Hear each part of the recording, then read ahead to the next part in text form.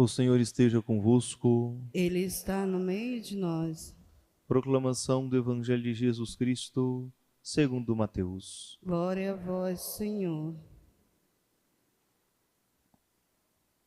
Naquele tempo, Jesus chamou os 12 discípulos e deu-lhes poder para expulsarem os espíritos maus e para curarem todo tipo de doença e enfermidade.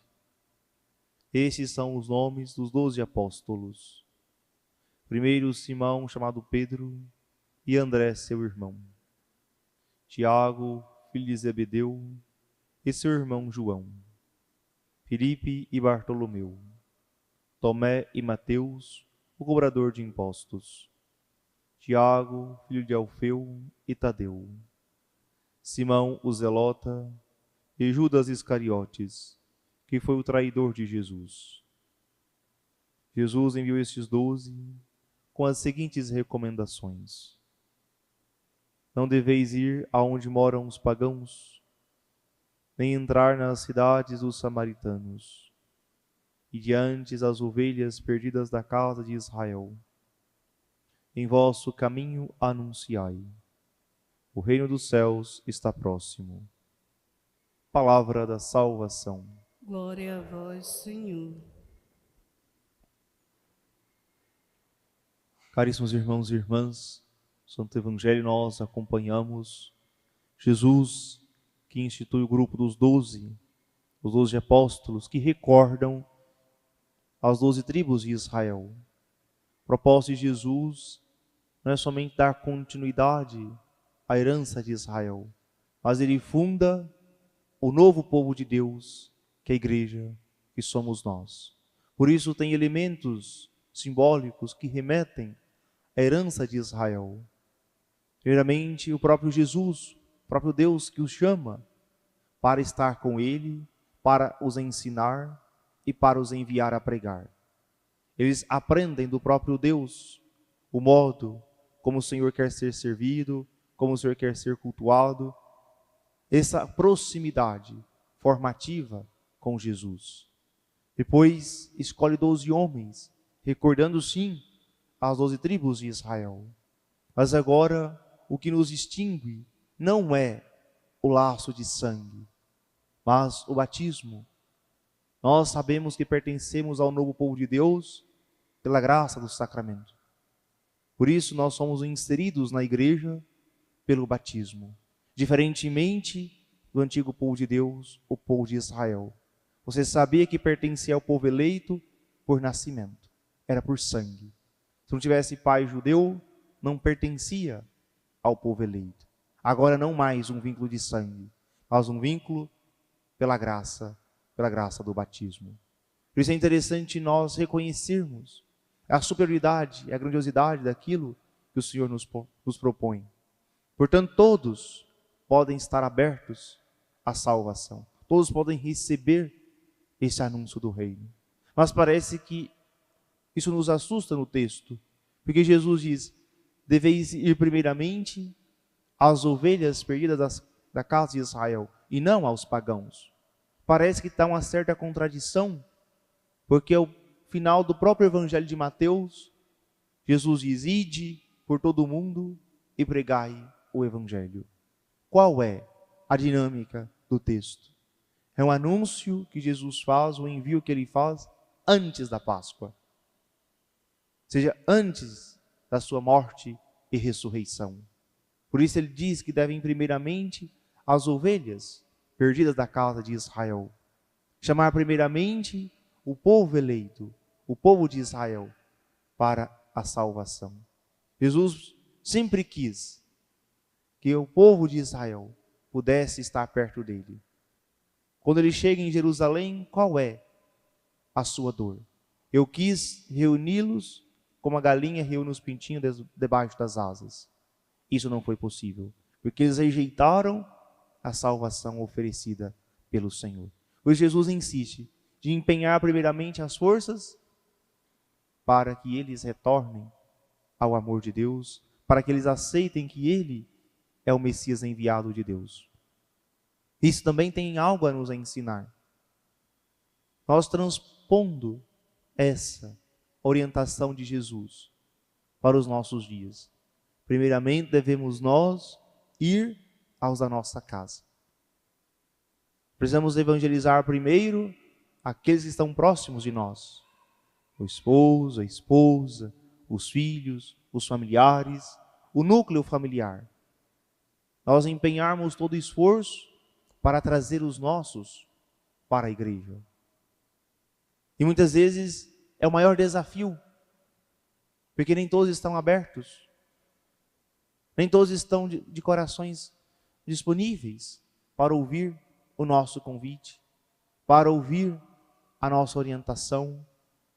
E o mais interessante, nós não fazemos em nosso próprio nome, fazemos em nome de Jesus, porque é o mandato de Jesus, mas ainda assim encontramos resistência.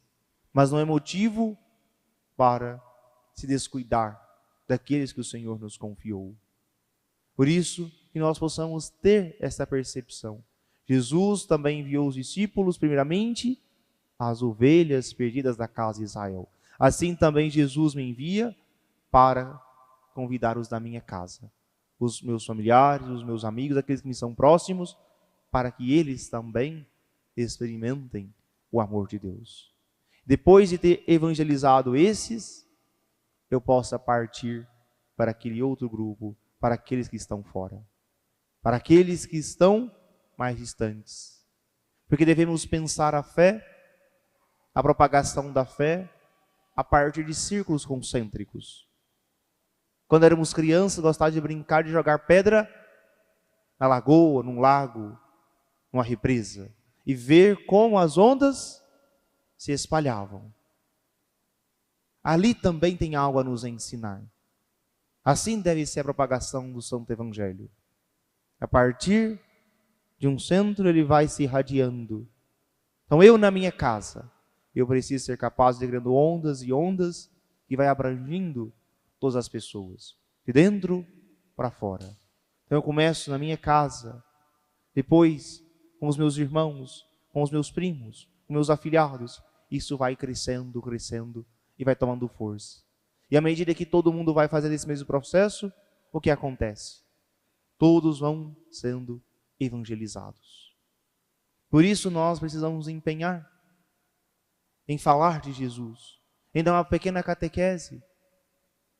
Por mais que nós possamos dizer, Padre, eu não sou catequista, eu não estou preparado. Claro que estamos, porque estamos falando da nossa experiência com Jesus. Não é apenas ler um livro, decorar alguma coisa. É contar da sua amizade, da sua experiência com Jesus ao longo da sua vida. Antes eu não conhecia, antes eu não participava, agora conheço, participo, rezo e quero que você também experimente. Vamos rezar juntos. Vamos à Santa Missa. Vamos visitar o Santíssimo Sacramento. Vamos para o grupo de oração. Leia esse pequeno trecho. Leia esse evangelho de hoje. Pronto. Olha essa palavra.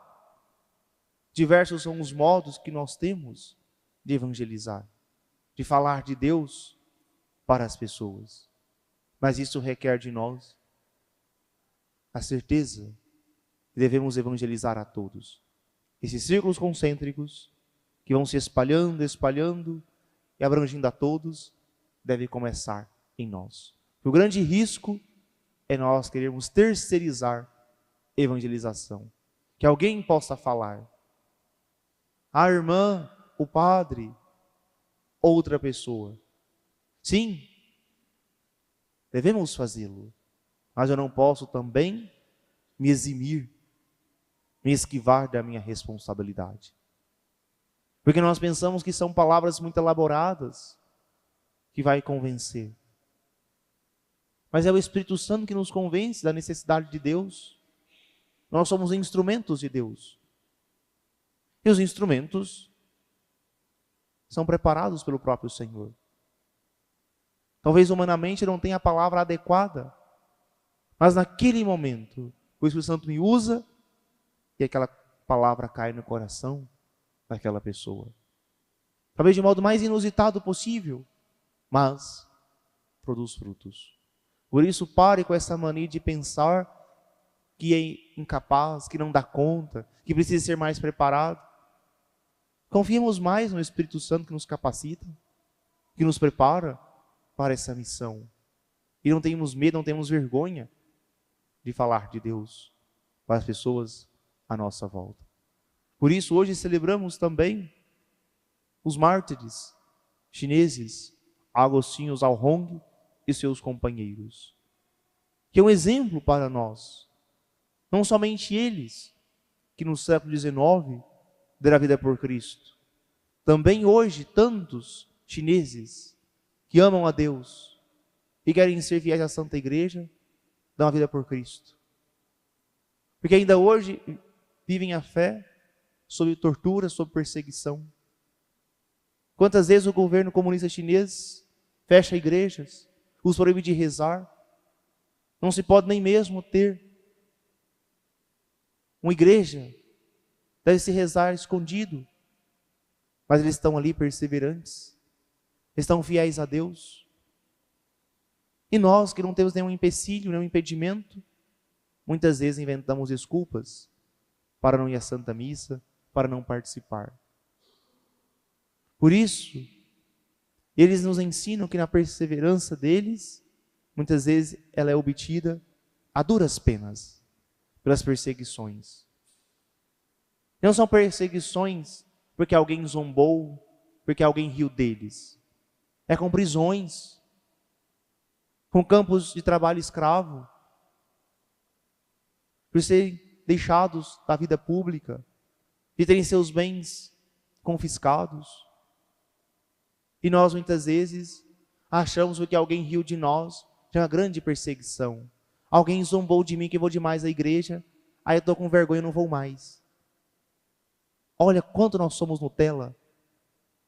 Nunca levamos uma bordoada, uma cacetada por Jesus, e nós estamos reclamando. Olhemos para esses chineses, que são perseguidos, que vivem amedrontados, mas estão fiéis a Deus, fiéis à Santa Igreja. Precisamos olhar para os mártires e ver que não é uma coisa do passado, ainda em nosso tempo, temos tantos homens e mulheres que são perseguidos pelo nome de Cristo e permanecem fiéis. Que o exemplo deles possa nos estimular a sermos também fiéis ao Senhor. Louvado seja nosso Senhor Jesus Cristo. Para sempre seja louvado.